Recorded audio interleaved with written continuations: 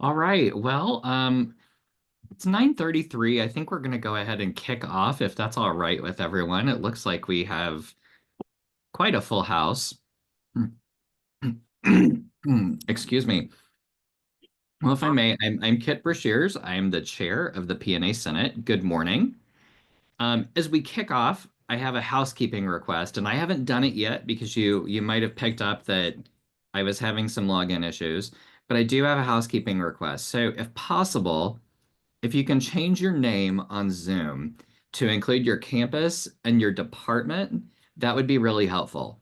We tried this a few times last year during P&A Senate meetings, and it really helps folks with tone setting and understanding your perspectives, especially if you're from system campuses. This isn't required, but it's super helpful, and I'm going to do mine just as soon as I'm done talking here. Thank you for joining us today. Tony Abst, our chair-elect, and I, as well as all of our awesome subcommittee chairs and co-chairs, are excited that you're here. It's such a beautiful autumn morning for me here in Buffalo, Minnesota. I hope that you're going to give yourself a small well-being break at some point today and take a short walk or spend a few minutes outside and really enjoy nature. Fall and winter are right around the corner. Today, we're going to hear from other governance leaders, including Cole Hansen, who is the vice chair of the Civil Service Consultative Committee, and Ethan Feigl, the Student Senate Consultative Committee representative or chair here, sorry, or vice chair. Apologies. Ethan, I just totally butchered your title. I'm so sorry. It's really long. Following those reports, we're going to hear from our subcommittee leaders. We also have a special guest today, Christine Keel from Government Relations, who will be sharing a presentation about legislative asks and how the government relations team works and how we as a governing body might support their mission and work together individually and as a collective. I'll wrap us up with a few resources that PAC would like to share with you, then old and new business, and then we'll adjourn. Jacqueline's got the agenda in the chat, so if you'd like to take a look at it, I've just kind of outlined everything that we're going to be covering, but there's the official version in chat, so find it there. If our subcommittee meetings happen to, or if our subcommittee reports rather run into Christine's time, we'll just resume those reports following the government relations presentation and pick up where we left off. Also, just a brief reminder to use your hand function if you'd like to speak. The chair or the vice chair will call on you when it's your turn. Please, if you can, keep your questions or comments concise, as others will also likely appreciate the opportunity to speak. I have just a couple brief updates from Tony and I. We've attended the first Senate Consultative Committee. The Senate Consultative Committee, or the SCC, serves as the consulting body to the president and as the executive committee of the university senate. The SCC comprises 10 faculty, 7 students, 2 P&A members, 2 civil service members, the university senate vice chair, the past faculty consultative committee chair, and 3 ex officio members. The chair of the committee is also the chair of the faculty consultative committee. I'm not sure that there's really much to report out of our very first SCC meetings other than we had a relatively lively discussion about moving forward with Peak and what that might look like. Tony, do you happen to have any additions to that meeting? I know you were very peripheral to it. No, I think you covered everything that I would make note of, Kit. Great, thank you. CCL has also met. I'm throwing a lot of acronyms out here for you, and I'm just trying to explain what these things are in this first meeting so that, after I've kind of done this, then Tony and I are just going to be able to zip through everything and everybody's going to be all on the same page. Just kidding. I actually, as a communicator here at the U, I hate acronyms because they're not very inclusive, and people always get confused. And for some reason or another, acronyms at the U of M are, we like them. CCL is a group that comprises the consultative committee leaders. So it's usually the chair and the vice chair of the P&A Senate, the Faculty Consultative Committee, the Civil Service Consultative Committee, and the Student Consultative Committee. So there, this is a pretty small group. It's pretty informal. It's a really good opportunity for all of us to connect and talk about shared challenges, or shared approaches. The agenda was pretty light for this CCL meeting. It was our first meeting, but both CCL and SCC are very active. And I know much more will be coming, and I'll be happy to keep this body in the loop during that time. Additionally, Tony and I will regularly meet with Ken Horseman, who is the university's VP for Human Resources. Tony and I have yet to have our first meeting with Ken, but it is scheduled and will be happening very soon. Those meetings are really fun. And I'll be really candid. I didn't know Ken Horseman from anyone. I got all of the emails that everyone else gets. And I'd probably looked him up at one point to put a face to a name, and that was it. Ken is an absolutely fantastic partner for governance, and I got to know him pretty well last year in my role as chair-elect, and I really enjoyed working with him. His candor, and his ability to explain so many nuances with human resources and frankly U of M bureaucracy is invaluable. And I know that we do have an employee champion in Ken. And so, what those meetings normally look like with Tony and Ken and I, I'll normally go in if it seems like there's like a crescendo of concerns or feedback about something. That's typically what we would go over with Ken. Often he also has agenda items that he'll share with Tony and I as well that might need to go to PAC or might ultimately need to come to the larger Senate body. I'm also hoping that at perhaps our next Senate meeting we could have Ken come in and even maybe do some kind of a small presentation or a Q&A for us. I think that could be a fun option, but we'll see. What we don't do is go over like individual HR complaints, right? Like if that was what we did, Tony and Jacqueline and Ken and whoever's there from Ken's team, they probably wouldn't want to meet with us, right? They get HR complaints all the time. What we're doing when we're meeting with them is actually connecting with them in a really strategic way and thinking about how we can work together with the human resources leader to advance the employee experience, or address direct, ongoing and large employee concerns. So, um, are there any questions for me before I hand things over to Cole Hansen from the Civil Service Consultative Committee?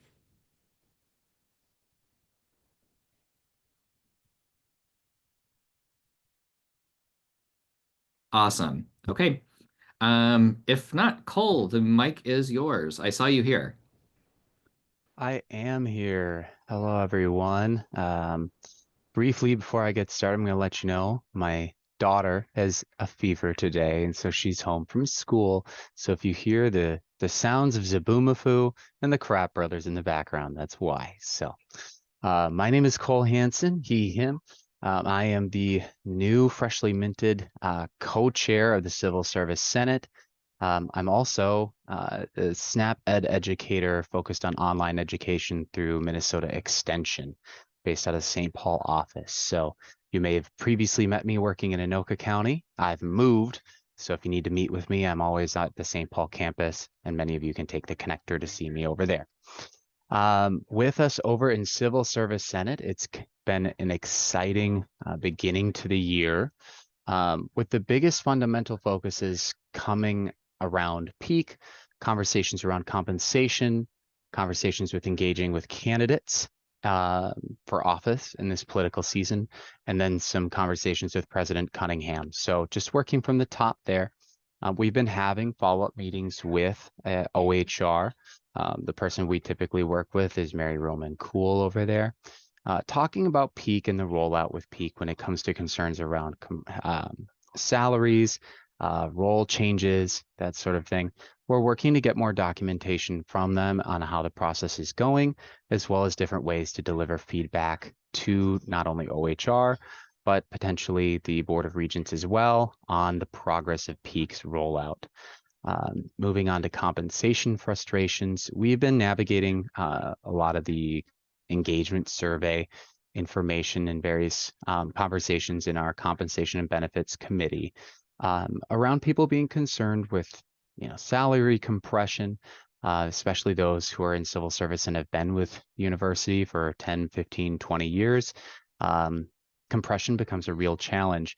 So whether it's a job family study or just simply what are individual colleges doing, we're looking at having that conversation with OHR and finding out the different ways to engage them in bringing these concerns to President Cunningham as well as the Board of Regents, because ultimately these are the challenges that we would hope they would be addressing at the top.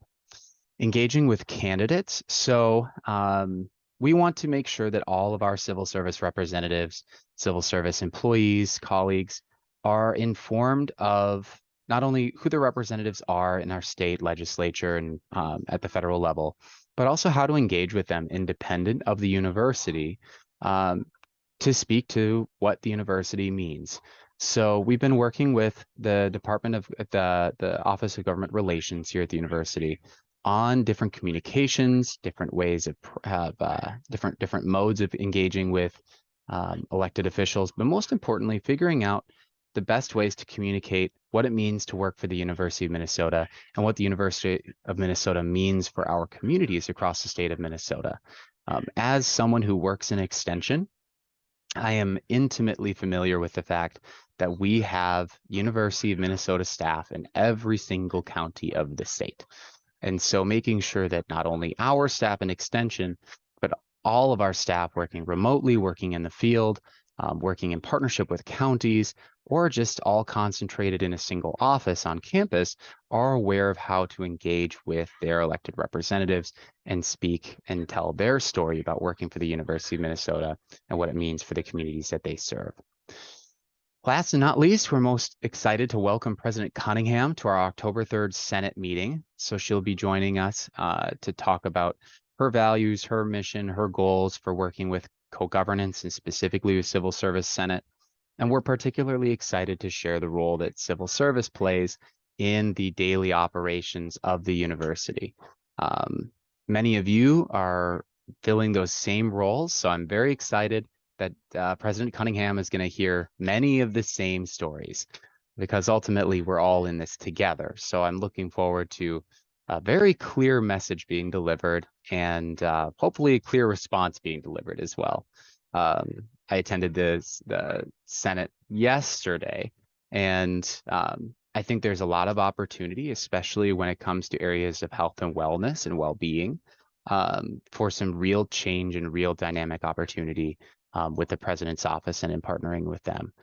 Time will tell, but it doesn't pay more to be pessimistic at the beginning. So let's all be, we're all trying to be optimistic. I hope you are too. Other than that, let me just do a quick review of upcoming details. We're working on some rules changes as well for civil service focused around paid time to participate in Senate activities and governance. This came out of conversations with OHR and was a proposal of theirs. They actually expanded what we were asking for to allow our civil service employees to have time allotted to them so that they can engage in governance. Many of you in P&A have that sort of flexibility. In civil service, it is very specific with what you can do with your hours assigned to you. So having that flexibility to expand our engagement, expand our participation is something we're very, very, very excited about. Next would be looking at how we can expand the language from earned sick and safe time into rules regarding authorized absences. So figuring out different ways to expand that language so that way what works for earned sick and safe time may also be expanded in different ways to sick time as well. So these things are still in the mix, but I'm always excited about rules, being one of the participants of the Rules Committee in Civil Service Senate as well. Other than that, I would encourage you all, if you'd like to attend our conversation with President Cunningham, stop by the Civil Service Senate on October 3rd, 10 to noon, and come and see what she has to say. Otherwise, that is it for my report today. Thank you, Kit. Thanks so much, Cole. And again, because this is our first P&A Senate meeting, it's really fun. So this year, while Tony is in her chair-elect role, she actually attends the Civil Service Consultative Committee meetings and gets to know Cole. Last year, when I was in that role, I spent the time going to those meetings, understanding how civil service, the P&A Senate, how our goals can overlap sometimes and how we can support each other. And Stacy Marr, who is the CSCC chair this year, and I got to spend a lot of time getting to know each other. And one of the benefits that has come out of this, peak continues to be a shared goal with CSCC and with the P&A Senate. We have many multiple pain points. And, Stacy and I are kind of constantly brainstorming about how we can continue to elevate those issues with our leadership roles kind of combined. And so I'm so grateful that Cole was able to be here and to share what's happening in the CSCC. They're absolutely fantastic partners, and I always really encourage our P&A Senate members to, get to know the folks on the CSCC because they're absolutely fantastic and very passionate about the work that they're doing. All right. Ethan, I saw that you were online. Would you like to share from the Student Senate and the Student Senate Consultative Committee, please? Yeah, I would be happy to. Thank you. My name is Ethan Fiegel, he, him pronouns. I'm a student senator representing the College of Liberal Arts on the Twin Cities campus, and I'm also the new vice chair of the Student Senate and Student Senate Consultative Committee this year. We kicked off our year yesterday. We had our first meeting. At this meeting, we heard from President Cunningham.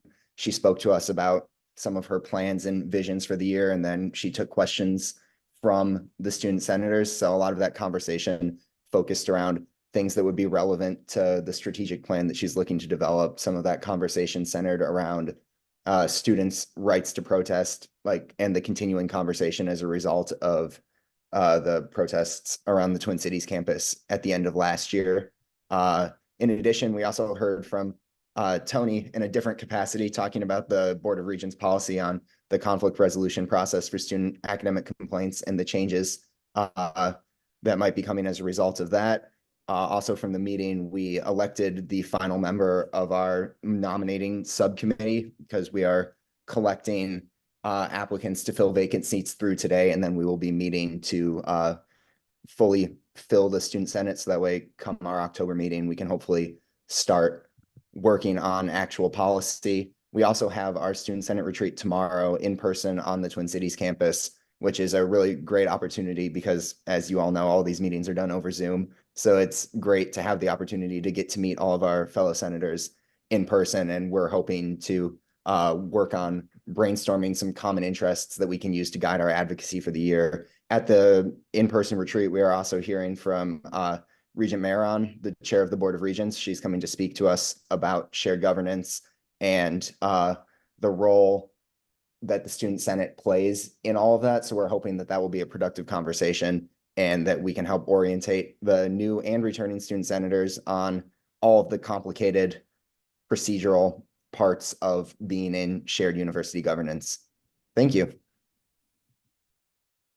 Ethan, thank you so much for being here with us today. I think this is actually the first time that we're connecting because there was a bit of a snafu around student representatives being invited to a meeting that we should have all been in together. So I'm very grateful that you're here representing the students. I mean, most of us wouldn't have jobs if it wasn't for you guys. So we're very grateful for you, and we look forward to partnering with you and supporting the student consultative committee in whatever ways we can help.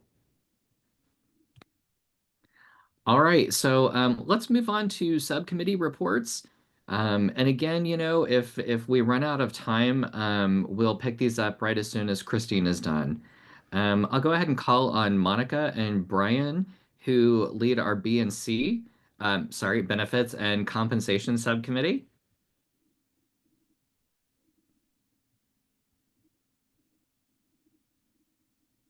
I thought I saw them. Are they both not here yet? Hello? Okay. Um, let's pop over to I know Deirdre's here. I just saw her. Let's do communications with Angela and Deirdre. Hi, nice to see everyone again. Deirdre Opp, she, her pronouns, Twin Cities campus, Carlson School of Management. The communication subcommittee doesn't have anything to report at this point. We're having our first meeting on Monday, where we will be reviewing notes from this first meeting of the P&A Senate and working on getting those distributed to you all for you to share with your constituents. So more to come next week. Thank you so much. Let's see. I know I've seen Aaron. Aaron and Chris from Outreach. Aaron, do you want to do it or should I? You can go for it. All right, sounds good. We don't really have much of an update, pretty similar to the communications update there. We have our first meeting scheduled on October 8th. At that meeting, we're going to work on assigning tasks for like the monthly or bi-monthly P&A welcome email that we send to new P&A staff, and dividing the work to conducting outreach to fill open seats. We're also going to work on identifying other projects the committee will work on for the year and set our goals. So yeah, that's about it, but more to come. Thank you so much. All right, let's do professional development and enrichment with Molly and Alex. Hey everyone, my co-chair Alex Badges had a work event today, so is unable to join us today, but I will do our quick update. We had our first meeting last week, right? It's hard to keep track of time, honestly. But we had our first meeting. We have a great committee. We had some people who were unable to make it, so we're still kind of in the process of getting set up. We reviewed last year's accomplishments and some of the recommendations from last year's committee to this year's committee. We did a little bit of that housekeeping, and then we kind of focused on how we want to provide employees and constituents with various professional development and enrichment activities this year. We've mainly in the past few years focused on two versions, a seminar series and a policy pop-up, which can be live or otherwise. And so we kind of are starting from that point. We may, update it. There was quite a few topics that we thought could be collaborative with, in particular, benefits and compensation subcommittees. So we'll be reaching out to them about those topics. And we also talked a lot about some kind of using a seminar, but also then doing a policy like as a newsletter option or newsletter content, or even like a one-off email. So kind of like following up our events with additional resources and activities. So we're thinking about that. So more to come. We'll hopefully have a couple of events, that you'll be invited to throughout the year. We don't have a number or like a quota, so it'll just kind of be based on what things come up. But some of the focuses are very similar to other things that you've heard from both the Student Senate and the Civil Service Senate reports as well. So very similar things that we're all thinking about.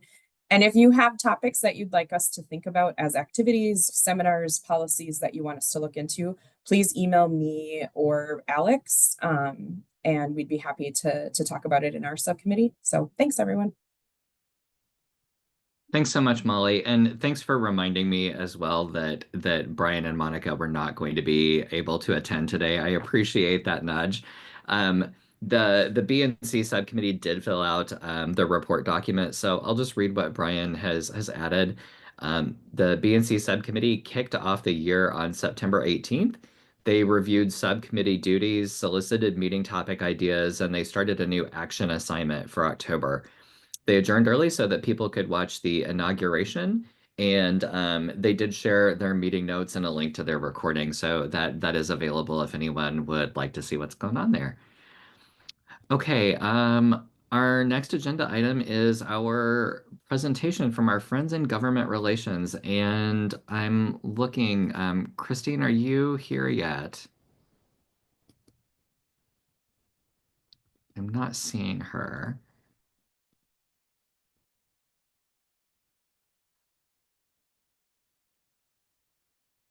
Thank you. Jacqueline threw the BNC update into the chat as well.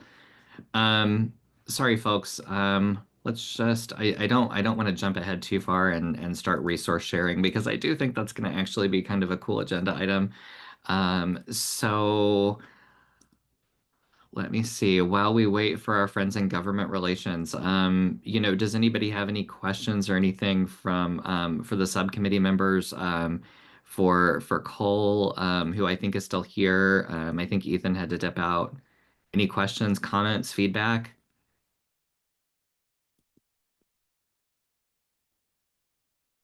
It's okay if it's quiet. That's fine. This is literally our first meeting, and there's still a lot that's just happening. So, um, it is, it's interesting. I've seen President Cunningham speak several times at this point, and I think I've heard her say something different with each governance meeting, and that's been pretty cool. Yesterday, she spoke to the university senate, and most of the conversation was actually around academic freedom and or AF and T. Jacqueline, Lori, AF and T, what are they?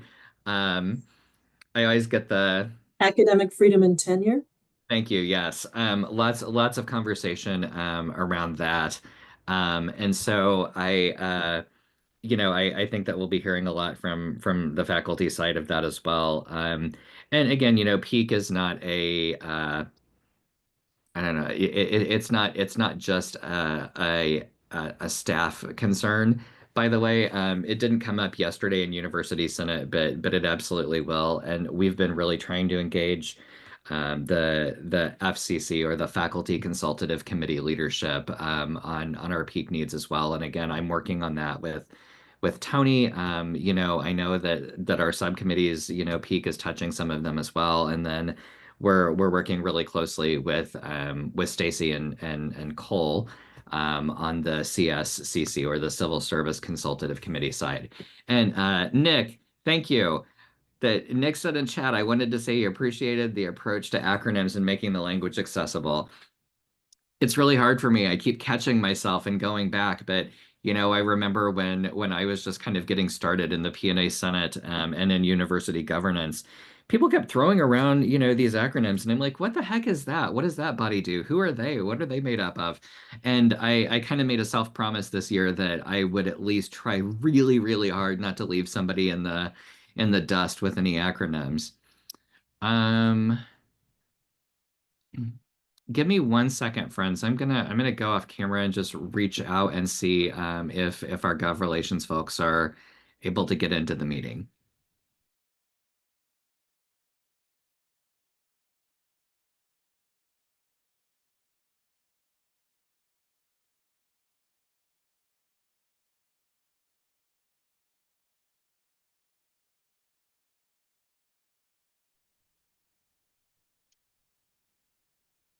I see Christine has joined us.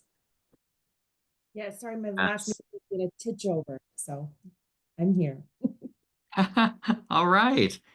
Christine, the floor is yours. Welcome. Well, thank you. So I want this to very much be a conversation, and I also want to say Melissa Lopez Franson is also on this call, so she is happy and willing to answer any questions you have as well.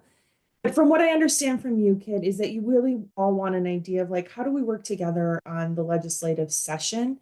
And Kit sent some advanced questions. I'm looking up at them here to refresh my memory. So I'll start with those and then we'll go from there, and hopefully you'll ask questions. I do have, if you want me to put up on the screen, the presentation that Julie Tonneson did to the Board of Regents that displays the legislative ask for next session. I don't have to do that if that's, you're saying yes, do that.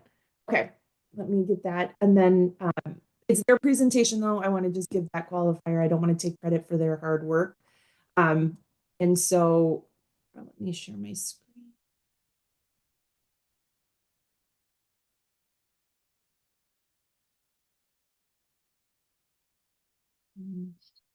There we go.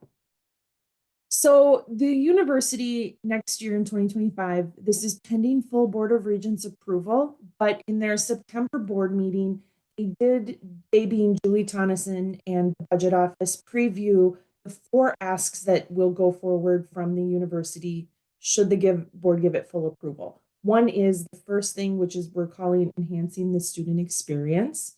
As you can see, it's 30 million. And in that, it is student mental health. It is about food insecurity. It is about additional academic counseling and that sort of thing. Again, you can see it's all there. I don't need to read a slide to you, but just giving a little more context around that. And then we have what is the research bucket. So the 4 buckets is student experience, research, academic health, and then core mission support. So this is the second one, the research. There's 4 research priority areas and what they mean. And then the next one is the health request. This is based on the health sciences strategic plan that the 6 health sciences schools deans and the University of Minnesota Rochester campus, they worked on together. There was a whole separate presentation to the Board of Regents in September from the 6 health sciences deans that goes into more detail of what the strategic plan is. What the legislative request is that comes out of that is still being refined. We will see that in October at the board meeting because the first step of this was getting the strategic plan put together.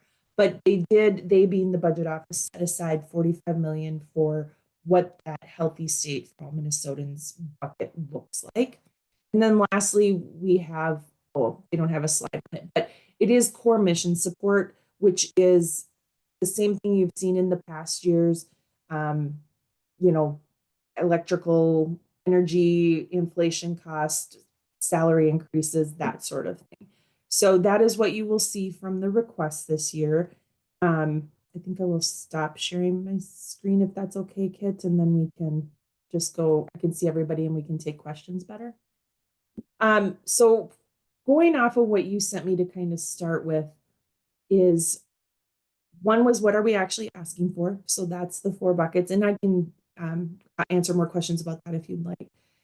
But how do we advocate at the legislature? I think that's mainly, Kit, kind of what you were hoping to get out of today's discussion. And there's several ways to do that. First of all, UMN advocates. Kia Steele, whose name you're probably familiar with, is in our office. She runs this program for us. It's a well-oiled machine. It's everything from a pre-scripted email that you can send that goes directly to your elected official, or there are options where we can work with you to be more specific. Thank you for adding that link.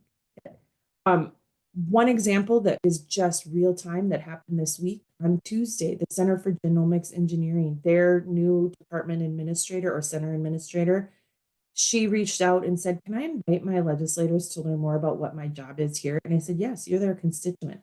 I just want to be there so I can learn too. And through that 45-minute visit, that's all they had was 45 minutes. They left with a better understanding of, 1, what genomics engineering is, 2, how it impacts like everyday real patients here at the university. And Representative Liz Ryer, who was actually the representative of the staffer that invited, she followed up and said, I want to have a bill next year to fund your center. Now, that is outside our legislative ask, and we usually don't like to have that kind of thing happen, but it is so important that they hear from you. You are their constituent. You are the ones that are important to them. I'm going to use you as an example, Kit, because I know where you live. Your legislator is sometimes a little difficult for us at the university, but she will not ignore you as her constituent.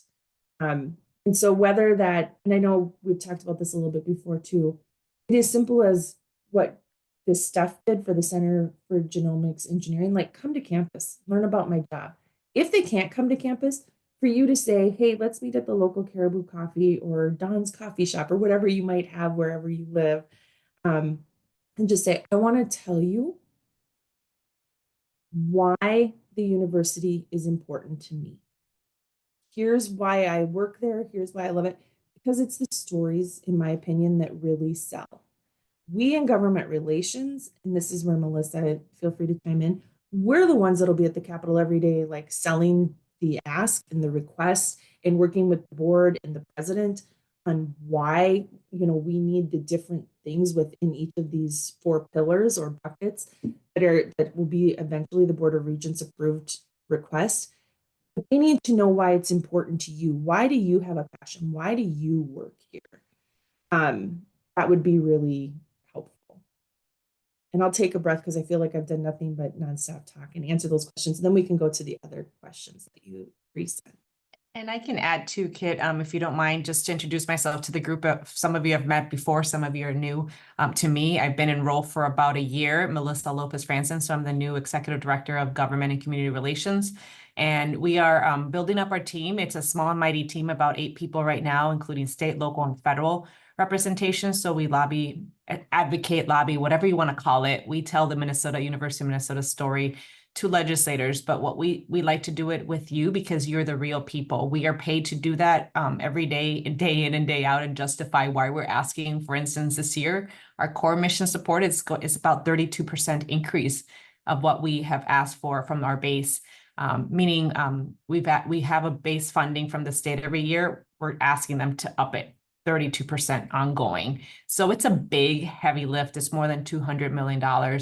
And we have to go there with a straight face and credibility. And that's what you all help us do. Why do you work here? Why are you driven to be part of this institution? What are the innovations happening? What's the work that's critical for preparing the workforce? All of the things that you have, and you all have individual stories, but you all come from different parts of the university. So it just gives the breadth and depth of what we do every day here to our legislators. And some of them love us, but then they also have something that they can't let go, that they don't like that we did or said.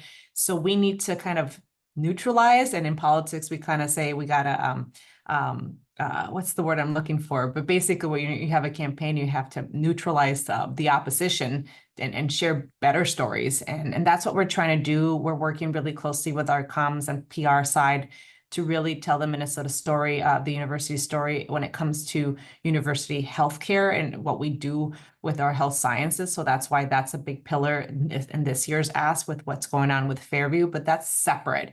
And that's only a piece of what we do at the university. So we don't want it to get bogged down that that's all we care for. We care for all of you and want to make sure that we showcase the breadth and depth of the University of Minnesota in every corner of the state. So any rural stories that you have, any stories of access and affordability, any extension stories, things that happen in their districts, and you live in different parts of the state, that really helps us make sure that we have credibility when we're asking for funding dollars to increase access for students, keep tuition down, et cetera. So that's in a gist what we're doing, and of course, I can also take questions of anything else, but we don't own the relationship with the legislators, but we certainly, if you're asking for something on behalf of the university, you want to work with us so we don't, work against each other, if you will. Oh, here's the number, 235 million. I stand corrected, but that is 32% of the base. So it's a big number. Yeah, so I just put it up there really quick. Sorry, Melissa. Thank you.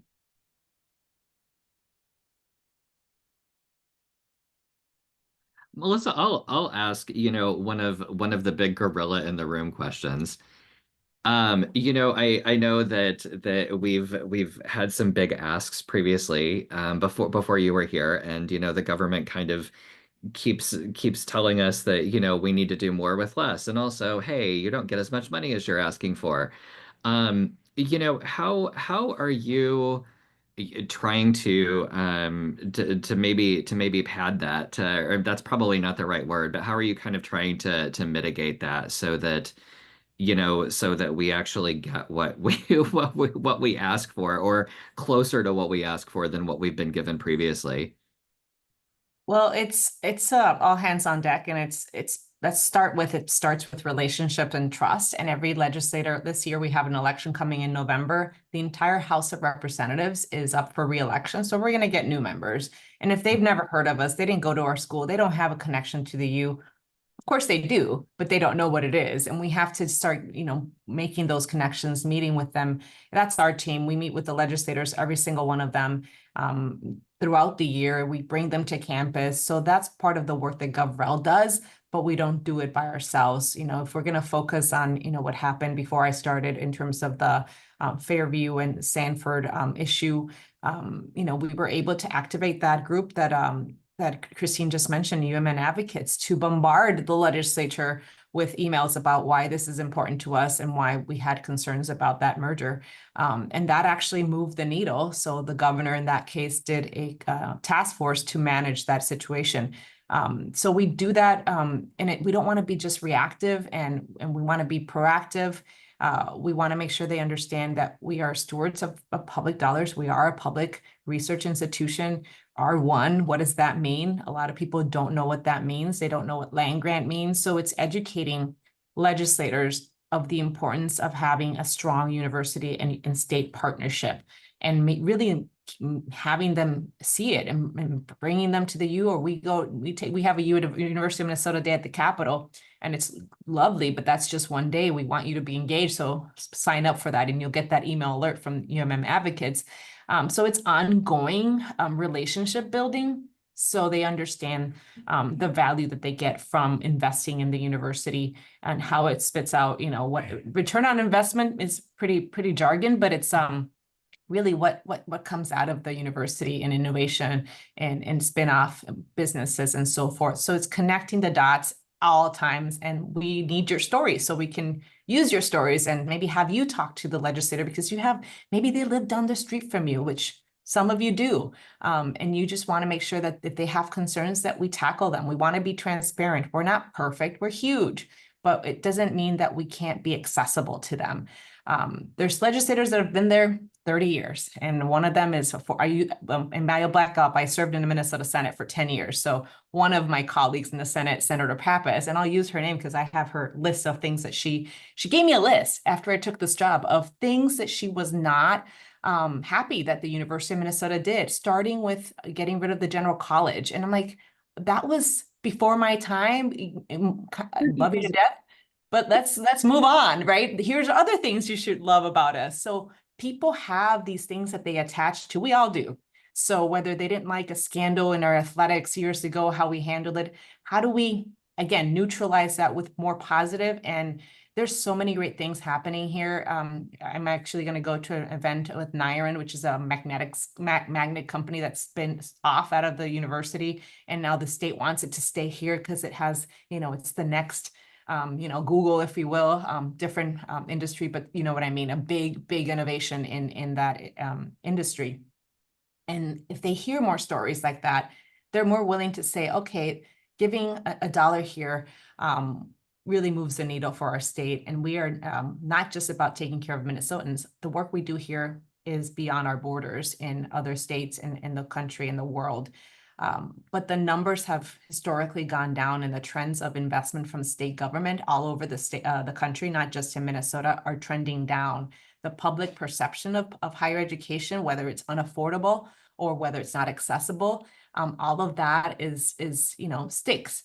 So what we're saying, and if you see Rebecca Cunningham, our new president, she talks about how affordable it is for families of low income. You pretty much come out of debt without debt if you come to the university. We're actually one of the most affordable places, if not the most affordable in the state. So how do we tell that story and push back on the negative dynamic? Oh, that we're administrative bloat. So that's stuff that we take care of and try to change it with staff help and giving us the real data and tell those stories. But you're really helping us change their heart, right? That's an easier appeal. So long-winded answer to your question, we just have to do it all hands on deck. And it's like a marketing campaign. Someone was saying how Cheerios, everybody loves Cheerios. It doesn't just sell on its own. You have to market the Cheerios. So that's what we need to do. And that's not just in marketing dollars, that's in the stories that we share with our legislators. Thank you, Melissa. We have a question from Deirdre Opp. Thank you. I'm curious, what do you feel like the percentage is of the senators in the Minnesota legislature that understand the difference between the university system and the MnSCU system, and why we have them and why they're different, and sort of the unique roles that they each play, or they view it all as one, or why can't we be more like the other? That's a great question. And Christine, you want to start with that and I'll chime in? Yeah, so I do believe they know the difference between our two institutions. The difference is in support is because MnState has a campus in every single district.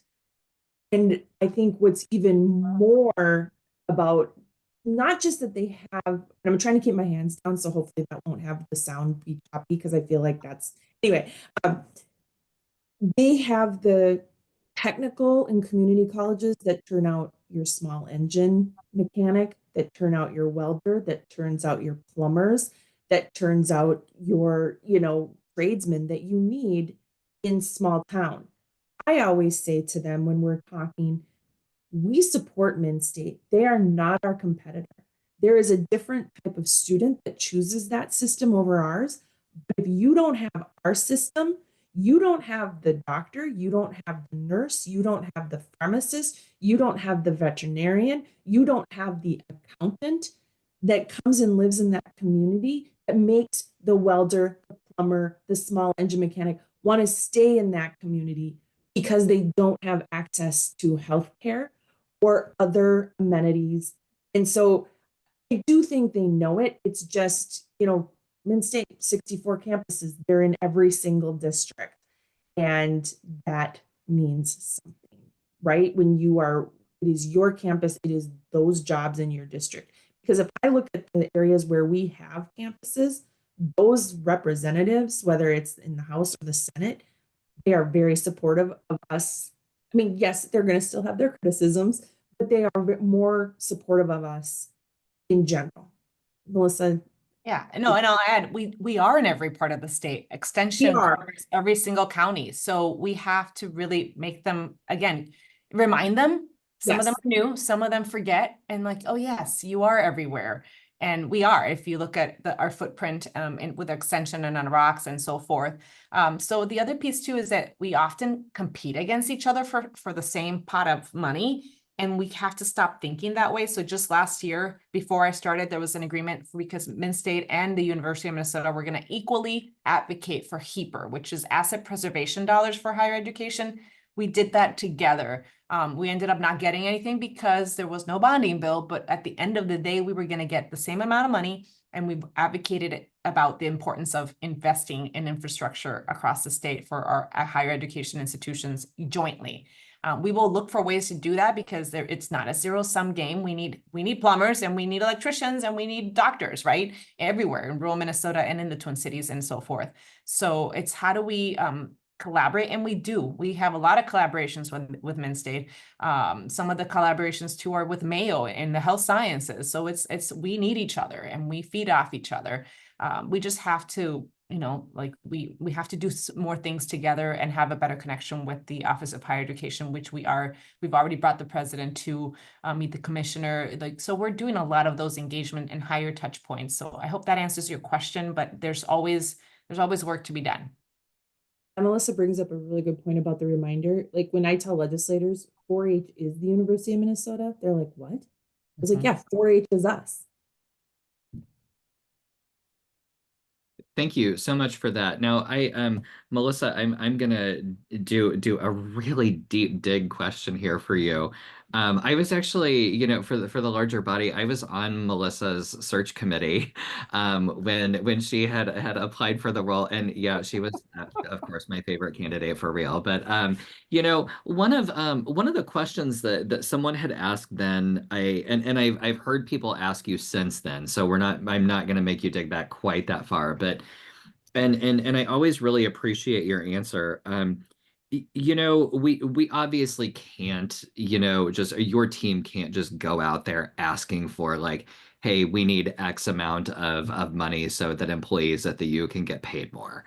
Right. Like legislators don't love that conversation. If I'm understanding correctly. But Melissa, you had once talked about, how you kind of have to fold these things together.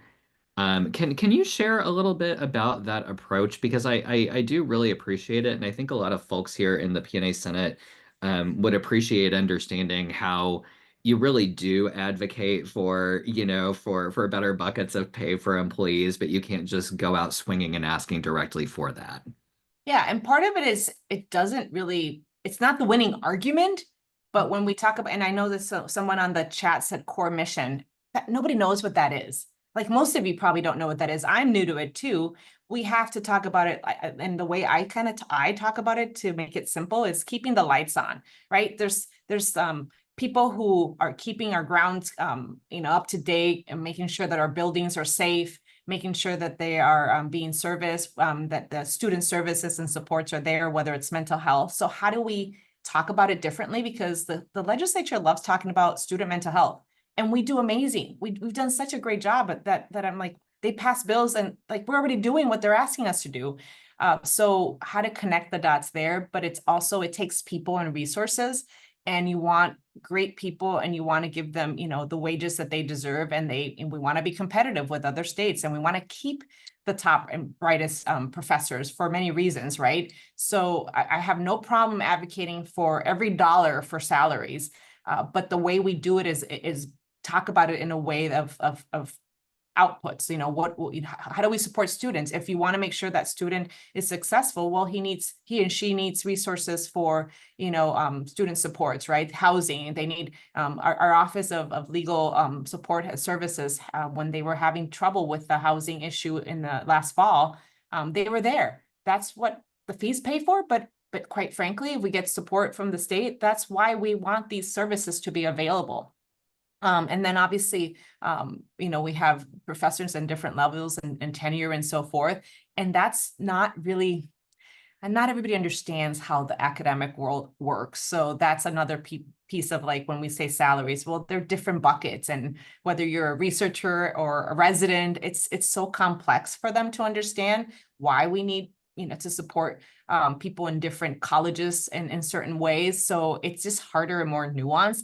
But not to say that core support that we're asking for, it is for workforce reinvestment. That's how we're talking about it in this day and age, and that's what the president has been talking about it. We have two faculty legislative liaisons. Mark B is our new one. Oh my gosh, why am I blanking on Robert Blair? And those two people are, huge advocates for faculty, and they help us also tell that narrative to legislators one-on-one. So we're not going to blast it in a, core mission and here's a percentage for salaries, but we're going to go to their offices and the legislative offices and tell you, this is a professor in X department, and here's why they don't even have supplies to be able to do their labs like they used to, because we don't have the funding to do the work that they need to do. So it might not go for their salaries, but it goes to their profession and the work that they do in that department. And that it's actually more effective than talking about it, in a bigger sense. I hope that answers your question, and if I'm consistent with the last time I answered it. Yeah, that was fantastic. But no, we have to ask for what we need. And I've seen the salaries here as I'm building my team, and it's hard to compete with the outside world when we don't pay people what they deserve to do the work that we're asking them to do. So. And by the way, we do have support from trade unions in terms of when we're asking for HEPR. We just had recently we had a tour, and we took them down to Moose Tower. I cannot believe, it looks like you're going back in time. There's I don't want to scare you all, but there's a lot of infrastructure that is past its life and that needs to be repaired.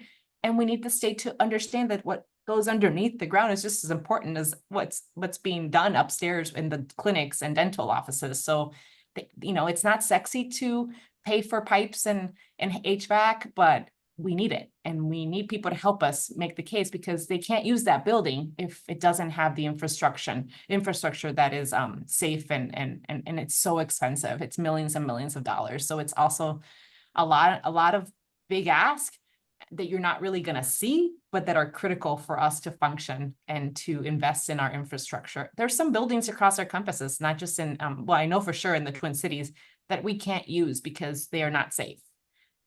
Eddy Hall is the first building in the entire university, and it's right now vacated, and we are asking for funds. So not just by historical purposes, but to repurpose that building to be a student-facing building with TRIO and other programs.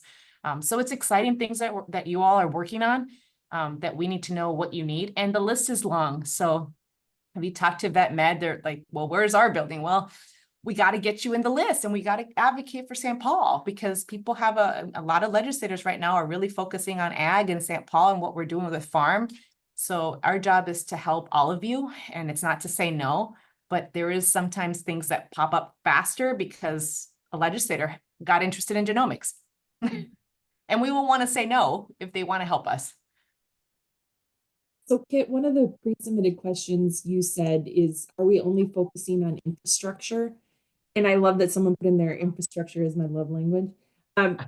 One thing to think about is the state does have, I mean, it's all the state general fund, but we do think about operating funds differently from capital investment. So there's general obligation bonds versus the state general fund. And so they aren't, maybe I'm misinterpreting that question too. Like, are we only focusing on infrastructure?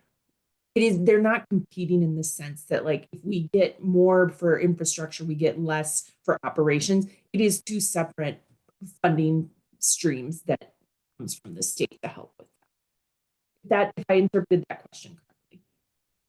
That was actually a submitted question, but I do believe that that was the intent of the submitter, who Okay. isn't able to be here today, unfortunately. So yeah, I'll I let do you say it. appreciate watching the recording. Perfect. Perfect.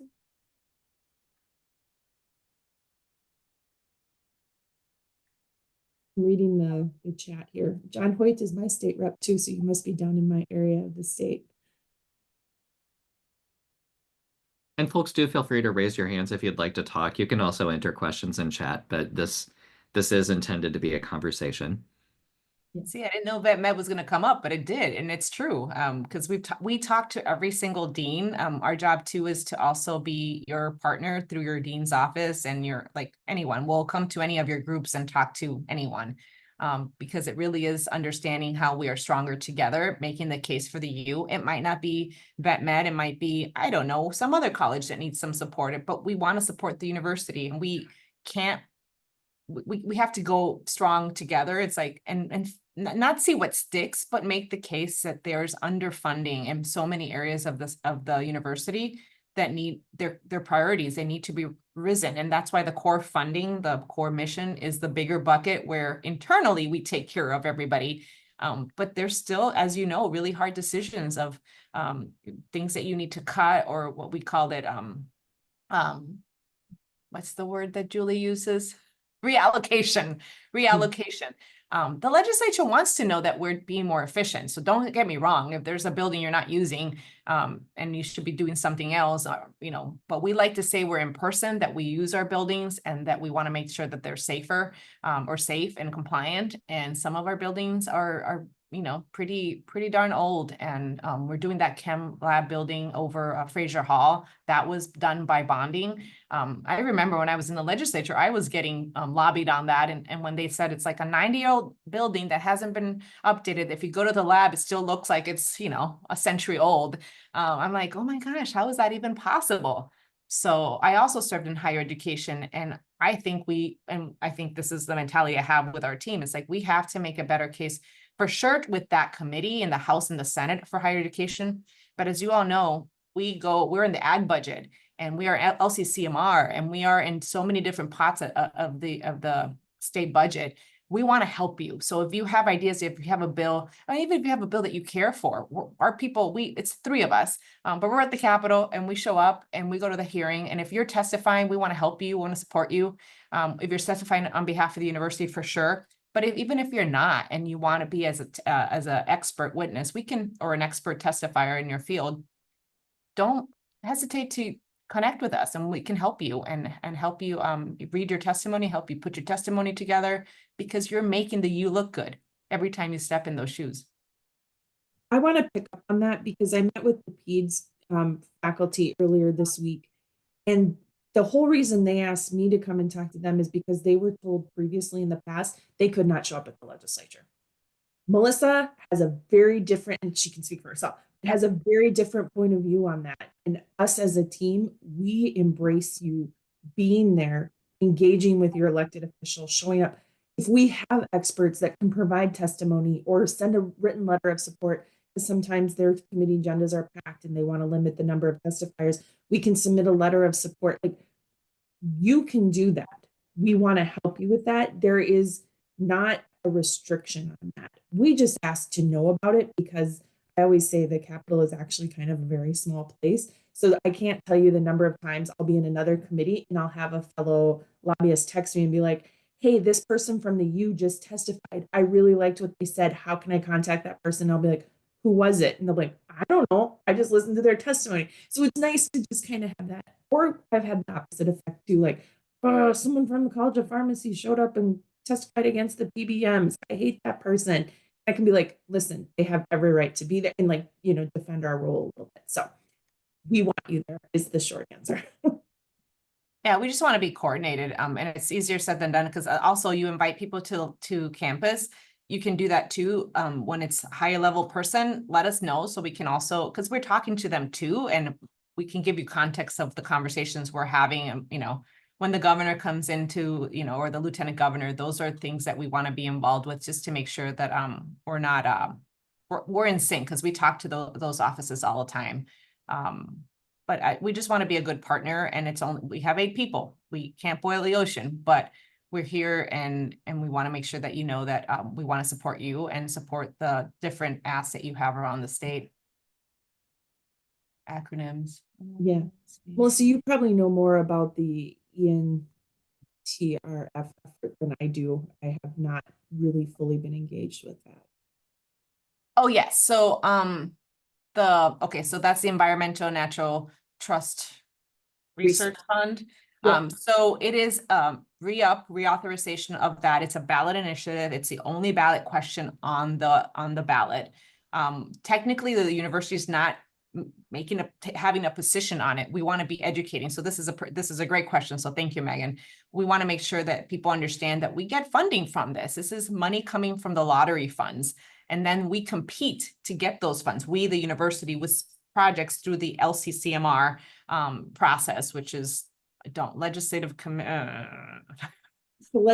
Citizen Commission on Minnesota Resources. Thank you. So we compete and a bipartisan panel picks what projects. We typically get about $20 million a year from that particular funding. Historically, we've gotten close to 200 to 300 million. I can't remember exactly, but at least 200 million dollars since its inception. So we're not taking a position because we don't want to take a political position on ballot initiatives under this new president. I'm very concerned about, maybe someone doesn't like our position and we just don't want anyone else to find a reason not to support us, but it is important for the university because we get those funds. We would encourage all of you to get educated on it and know, and we have the list of where that money went to in the university, so we can share that with you too. I don't think it's public information, so we can share that with you, Kit, and you can share it. It's significant and really amazing projects coming from clean water or invasive species, things like that in the natural resource bucket. And this was a proposal that was voted on strongly by the public and citizens of Minnesota. It has been bipartisan and very much supported.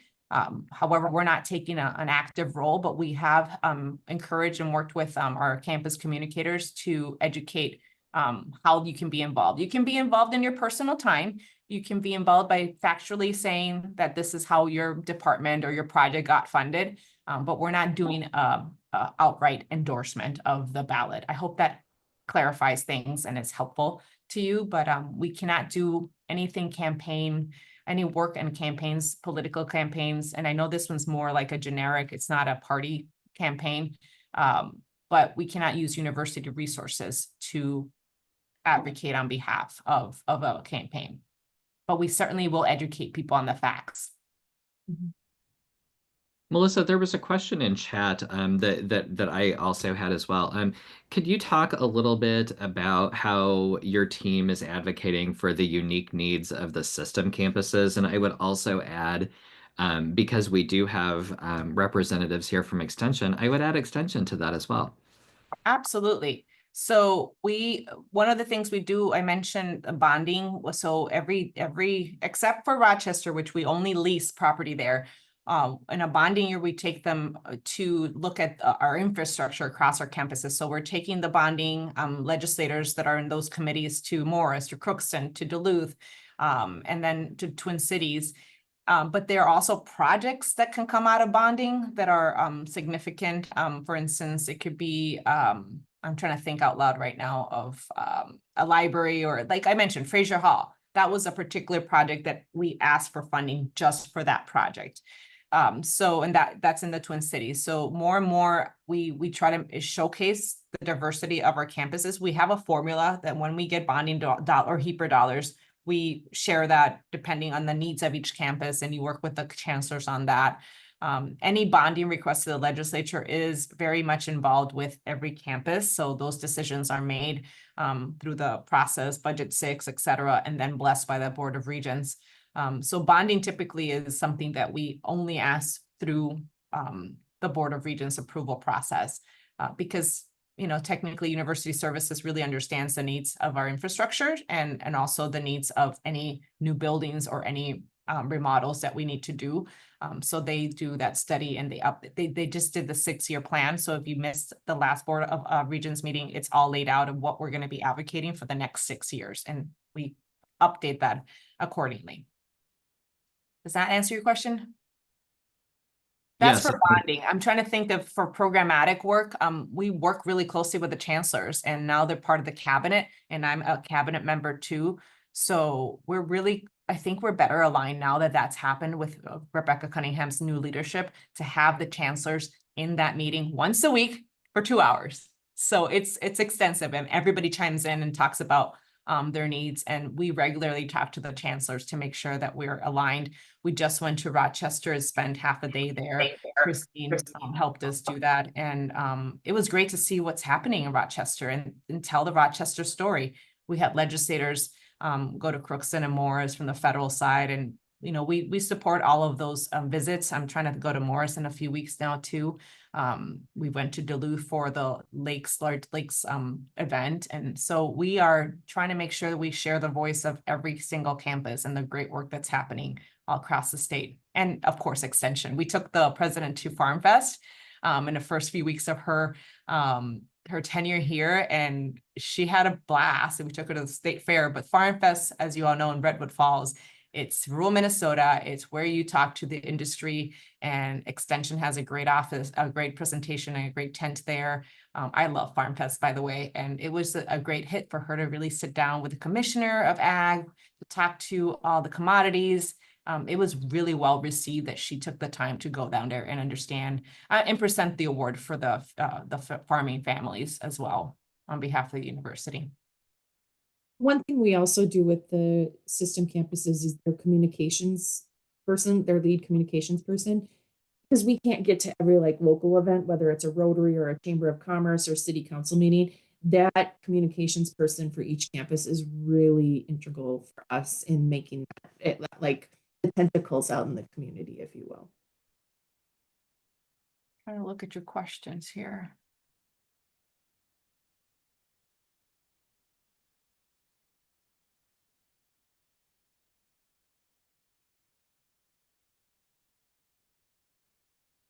So Kit, I think we got through all the pre-submitted questions, but if you think I missed one or we didn't answer it clearly enough, please just say so, and we can do that too. No, from my perspective, I think that you covered kind of the things that had been pre-submitted, and so many great questions and comments popping up in the chat today. This has been a really lively chat. Christine and Melissa, were there other things that you wanted to cover, or were there other questions that the membership wanted to ask? Well, I would say we have a huge army of people. I mean, we have how many different, thousands, tens of thousands of students, hundreds of thousands of alumni, and 100 in just our staff and faculty and support. If we activated all of them, we probably get what we need. It's just really getting, you're all very busy, and we want to make sure that we give you what we think is going to move the needle for things. And that's why when we ask for, come help us talk about a program you've never heard of, but your email helps us move the needle, because we are trying to get as much support for the university. And when we do that together, and that everybody, how does PJ Fleck row in the same direction, row together, we will see results, because we have huge huge constituency of UMM folks all over the country, all over the state, and we activate them all with Alumni Association as well. So I would be remiss if I didn't mention that too, that we don't do it, and retirees are also pretty active. One example I like to give is some of you may remember, it was my personal health, fetal tissue. When that issue came up for the university, it wasn't that, I will say the existential threat to our research is what motivated people. It wasn't necessarily about fetal tissue itself or the use of that in research. It was very clear that the legislature wanted to start looking at what research we did and how we did it. And as a community, and President Kaler was president at the time, he's like, we cannot have what research we do dictated by a state legislature. And as a community, that was the message we sent. Again, it wasn't about the use of fetal tissue research itself. It was about, you do not get to decide what our research is or isn't, or what it looks like. And we did an email campaign. We had enough of our U of M community. It was alumni, it was, donors, it was us and faculty staff. We shut down their email system. We got a call from the speaker's office and they said, stop the emails. Like, we hear you. And so now we still have to report on the use of our fetal tissue in research, but that discussion about like them being the legislature, deciding what research we do or don't do, was significantly like, they were like, we heard you. It's not the boat we want to row. Yeah, and we're gonna get criticized on whether it's that and that keeps popping up, or after October 7th, and I know it's a very sensitive topic, but we get the calls from the legislature whether they like what we did or said or they don't, ongoing, and we partner with everybody who is engaged in this space to try to make sure we are transparent in how we're managing, supporting our students in a very difficult time, but it's also a very political issue. So we are engaged in those conversations, and that could be a whole hour. But it's really, whatever we do, they don't know if it's UKIT or GovRel, it's a university. So we just have to be conscious of, we have ability to say things and do things, but it's how does it impact the university? Well, it does, and positive and negatively, and not just that issue, but so many others. So we're at the forefront of that. There's no, it's a fascinating area to be in government relations. I love it because it's really showcasing what we're really focused on, being this place where you can bring your thoughts and learn and be exposed to ideas in a respectful manner. And we're trying to deliver that message when, we had encampments. The legislature was very engaged in how are we managing it. And we kept them in the loop. We put the chief on the phone while he was managing the situation on the ground. And we were able to they might still criticize how we did things, but we were transparent and we were really open about how we're managing a very difficult time in our history. The one question about yearly endowments, the foundation just presented, I want to say it was just at last month's, I don't think it was August Board of Regents meeting. I believe their current endowment is 3.7 billion. I think Kathy Schmidl-Copper said it's just under $4 billion. And folks, I just, want to really reemphasize something that Melissa and Christine have both said.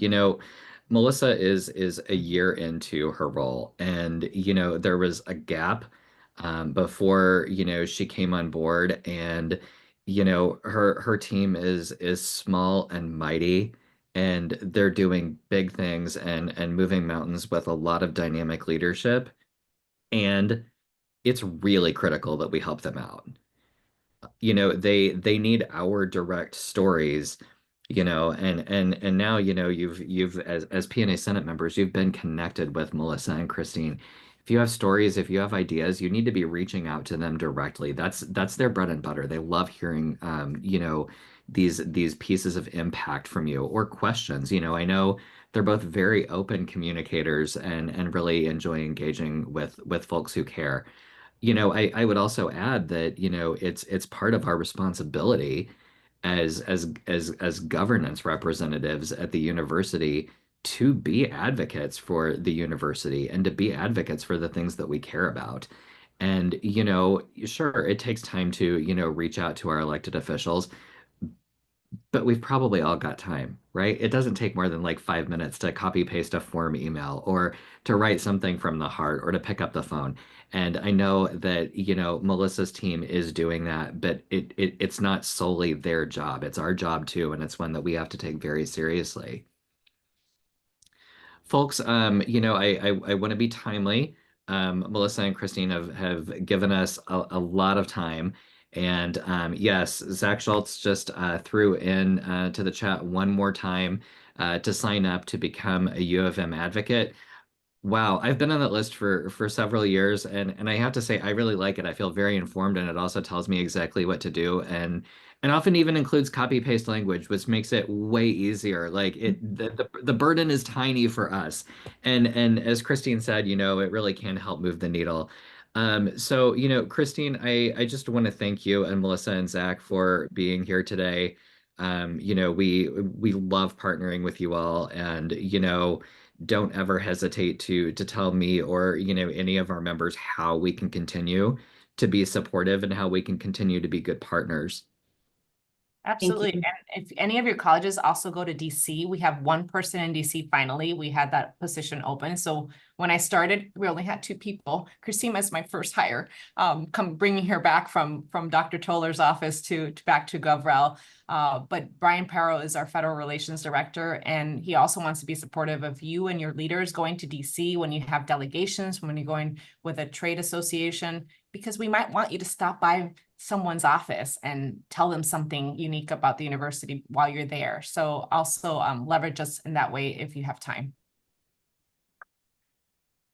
Thank you, Melissa. That's great.